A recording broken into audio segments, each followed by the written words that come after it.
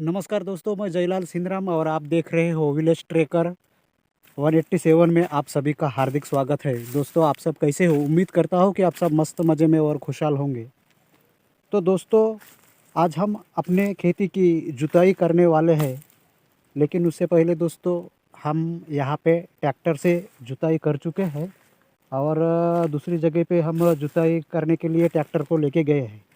दोस्तों, हम अपनी खेती की मिट्टी की जुताई किस प्रकार करना चाहिए और कौन से समय पे सही समय होता है खेती की जुताई।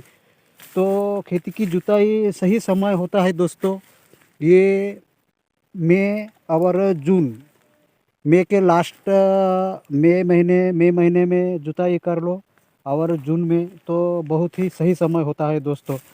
मई में धूप बहुत ही ज़बरदस्त तेज़ धूप लगती है। इसके कारण जो मिट्टी के जो कुछ कीटाणु होते हैं, जैसे खरपतवार, बैक्टीरिया, फंगस और बहुत सारे कीटाणु जो अ, अंडे डालते हैं, वो ज़मीन के अंदर जाके अंडे डालते हैं। वो फसलों को, हमारे फसलों को बहुत ही हानिकारक और फसलों को नुकसानदायक पहुंचाते हैं। तो हमारा फसल अच्छे ढंग से ग्रोथ होना चाहिए और अच्छे ढंग से फसल निकलना चाहिए, इसके बारे में हमें पूर्व नियोजन करना चाहिए, ताकि जो खरपतवार है, जो कीटकनाशक है, जो कीड़े मकोड़े हैं, उसके अंडे नष्ट होने चाहिए, जो खरपतवार है वो नष्ट होना चाहिए, जो फंगस है, ये सारे बातें बीज बोने से पहले नष्ट होना चाहिए। इसीलिए हमें खेती की पूर्व नियोजन करना चाहिए। तो उससे पहले हमें खेत की जुताई कर लेना चाहिए।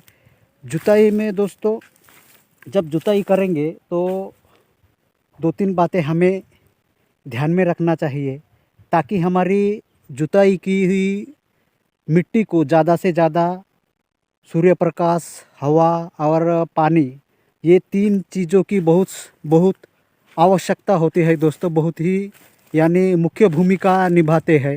जब तक सूर्य नहीं लगेगा, जब तक हवा नहीं लगेगा और पानी नहीं आएगा, तब तक हमारी भूमि मिट्टी कुछ काम का नहीं। तो इसीलिए हमें ये तीनों बातें ख्याल में रखते हुए मिट्टी की जुताई कर लेना चाहिए दोस्तों। तो हम यहाँ पे जुताई कर चुके हैं दोस्तों। आप देख सकते हो, मैं यहाँ पे दिखाने का प्रयास करूँगा। आप देख सकते हो, ये जो मिट्टी है पूरी भुरभुरित और भूसभूसित हो चुका है दोस्तों। तो इस तरीके से आप लोगों को मिट्टी का जुताई कर लेना चाहिए, ये जो कुछ ढीले निकल चुके हैं। और दोस्तों, जब हम लोग मिट्टी की जुताई करते हैं तो मिट्टी में नमी रहना नहीं चाहिए। जैसे रबी हो गई, रबी फसल होने के बाद जुताई कर लेना चाहिए।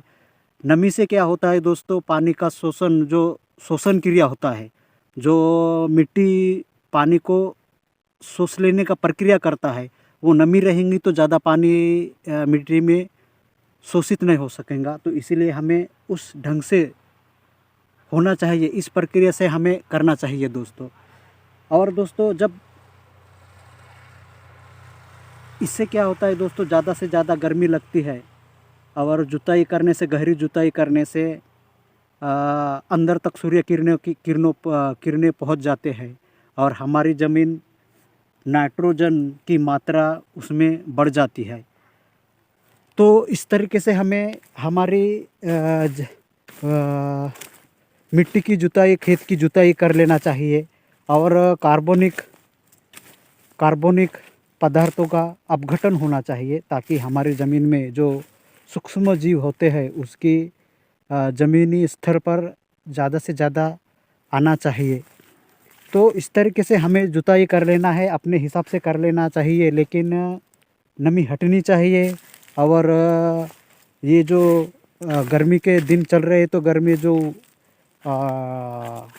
गर्मी चल रहा है, तो उस गर्मी का जो टेम्परेचर है, वो टेम्परेचर जो सूर्य के जो किरण होते हैं, वो सूर्य की किरण अंदर तक जाना चाहिए, ताकि हमें जो फसल बोने वाले हैं वो फसलों में काम आए और उससे उस फसलों को नाइट्रोजन के इस हिस्से हमें काम में आ जाए, ताकि हमारी जो फसल बोएंगे वो पौधे मजबूत और अच्छी ग्रोथ होना चाहिए, उसमें हमारे फसलों को अच्छा फ़ायदा होना चाहिए। इस तरीके से हमें फसलों की बुआई करनी चाहिए और इस तरीके से हमें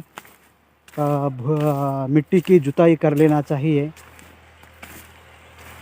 दोस्तों, ये जुताई करने से बहुत सारे फ़ायदे हो जाते हैं। जो खनिज पदार्थ होते हैं, जो हमारे पौधे को खनिज पदार्थ की आवश्यकता होती है, तो जुताई बार बार करने से या 2-3 बार करने से बहुत ही अच्छा हो जाता है। तो इस तरीके से हमें जुताई कर लेना चाहिए। तो दोस्तों, वीडियो को ज़रूर लाइक करें, सब्सक्राइब करें और साथ ही साथ में कमेंट बॉक्स में वीडियो कैसा लगा इसके बारे में लिखें। तो दोस्तों, आज का वीडियो हम यहीं पे रखते हैं, फिर मिलते हैं अगले वीडियो में। तब तक के लिए सभी दोस्तों को जय हिंद, जय भारत, वंदे मातरम।